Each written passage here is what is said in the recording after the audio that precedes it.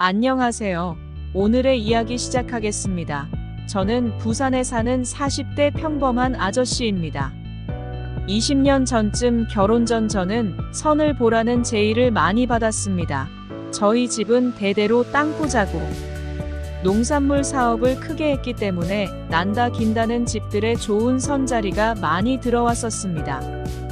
결혼 생각을 하던 때에 우연히 친구 소개로 아내를 만나게 되었습니다. 당시 아내는 도도하고 새침한 매력. 저는 만난 지 얼마 되지 않아 아내에게 푹 빠졌습니다.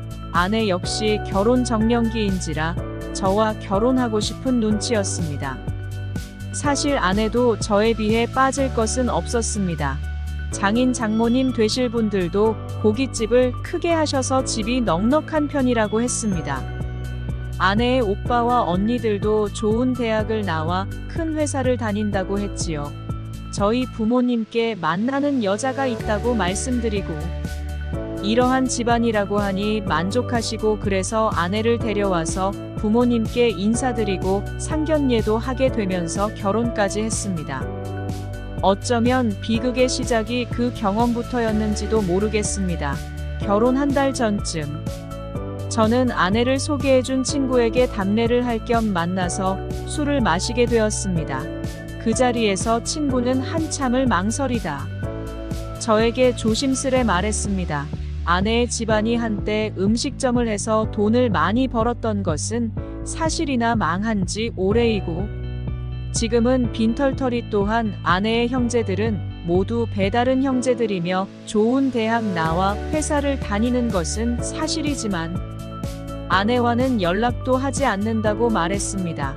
너무 충격이 커서 당장 아내를 만나서 얘기했습니다. 저에게 아내는 눈물을 흘리며 말했습니다. 저를 너무 사랑해서 그랬고 미안하다고 하더군요. 화가 나긴 했지만 당시엔 사랑에 눈이 멀었던지라 아내의 그 모습이 안쓰러워 보였습니다. 며칠간 머리를 싸며 고민하다가 결국 결혼을 강행했습니다. 아이들 키우는 것이나 살림이 힘들다고 해서 가사도우미도 붙였습니다. 그렇게 한 30년 잘 살았습니다. 아이들도 장성을 했고 대학 졸업시켰고요. 근데 3년 전쯤 저희 사업체가 서서히 무너지기 시작했습니다. 결과적으로 제 잘못이 컸습니다. 당시 무리하게 욕심을 내서 사업 확장을 했었습니다. 제가 잘 알지도 못하는 생활용품 생산 사업에 뛰어들었다가 망하게 되었죠. 아내는 제 사업이 무너졌을 때 충격을 많이 받은 듯 싶었습니다. 집을 팔고 이사할 때도 몇 날 며칠 앓기도 했었습니다. 하루는 저한테 이렇게 말하더군요. 왜 이렇게 사업을 크게 벌렸냐면서 다들 자기를 부러워했는데 이제는 개뿔도 없다고 신세한탄을 하더군요. 저는 빌라로 이사 후 당장 생활비를 벌기 위해 택시운전 일을 하게 되었습니다. 아내도 한동안 앓고 지내다 정신을 좀 차리더니 예전 명품 가방이다 옷과 액세서리 등을 인터넷 중고 사이트에 팔기 시작했습니다. 아내는 그렇게라도 돈이 생기니 좀 숨통이 트인다는 말도 했습니다. 하루는 아내가 없는 틈을 타서 장롱이며 베란다를 살펴봤습니다. 장롱에는 가득가득 옷이며 가방이 쌓여 있었습니다. 팔고 남았다기엔 너무 많은 양이었죠. 베란다 부속 창고에도 새 것으로 보이는 명품백들이 있었습니다. 도대체 무슨 영문일까요? 아내는 물건을 팔기는커녕 물건을 사는 것 같았습니다. 그 이후 계속 아내를 예의주시하며 지켜봤습니다. 또 장롱이나 베란다의 물건들의 개수도 세워보곤 했습니다. 물건들이 자꾸 늘어날 뿐 줄지는 않았습니다. 확실히 무언가 이상하다는 확신이 들었습니다. 그래서 아내의 핸드폰을 봤습니다.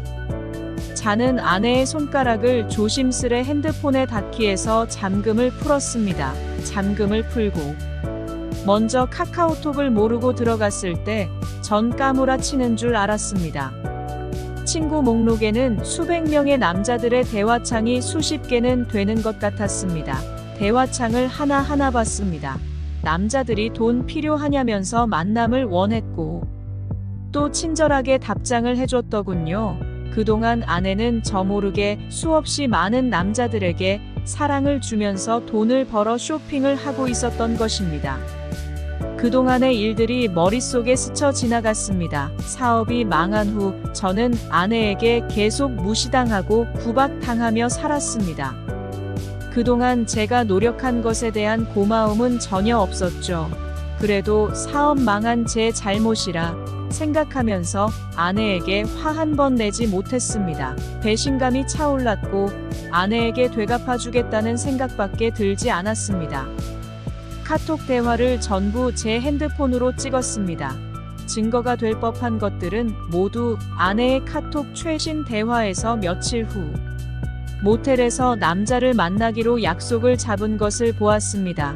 저는 그날 시간에 맞춰 그 근처에 잠복을 하고 있었습니다. 아니나 다를까? 화려하게 꾸민 아내가 남자를 모텔 앞에서 만나 다정하게 모텔로 들어가더군요. 두 사람은 서로 핸드폰을 보여주며 카톡을 확인하는가 싶었습니다. 그 즉시 경찰에 연락을 했습니다. 경찰이 출동했을 때 저는 모텔로 뛰어들어갔습니다. 방문에 열고 들어갔을 때 아내와 남자가 한참 사랑을 나누고 있는 장면이 눈에 들어왔습니다. 즉시 준비했던 핸드폰을 들어 그 장면을 찍었습니다.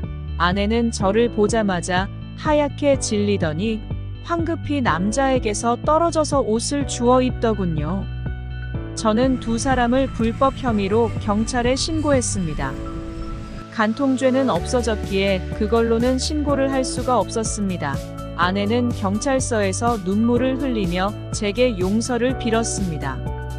아내랑 사랑을 나누었던 남자는 아내에게 계속 욕했습니다. 아내와 그 남자는 초범인 점을 고려하여 벌금만 내고 이번에 큰 법적 처벌을 받지 않았습니다.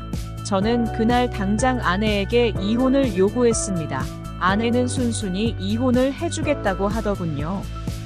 이혼이 끝나고 법원에서 나오면서 아내에게 말했습니다. 이렇게 헤어지지만 우리 애들 엄마 아빠니까 부끄러운 짓 하지 말고 살자고 했고, 아내는 미안하다면서 눈물을 뚝뚝 떨어뜨렸습니다.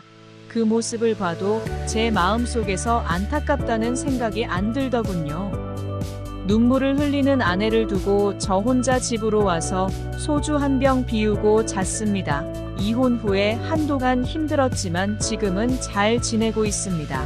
택시 운전 일도 하고 자녀들이 간간히 와서 용돈도 주고 챙겨줍니다. 차마 자식들에게는 그 일에 대해 이야기하지 않았지만 그냥 지들 짐작에 엄마가 잘못했다고 생각하는지 제 편을 들곤 합니다.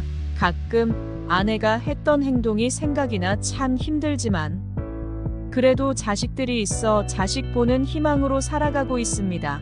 오늘의 이야기는 여기까지입니다. 행복한 하루 보내세요.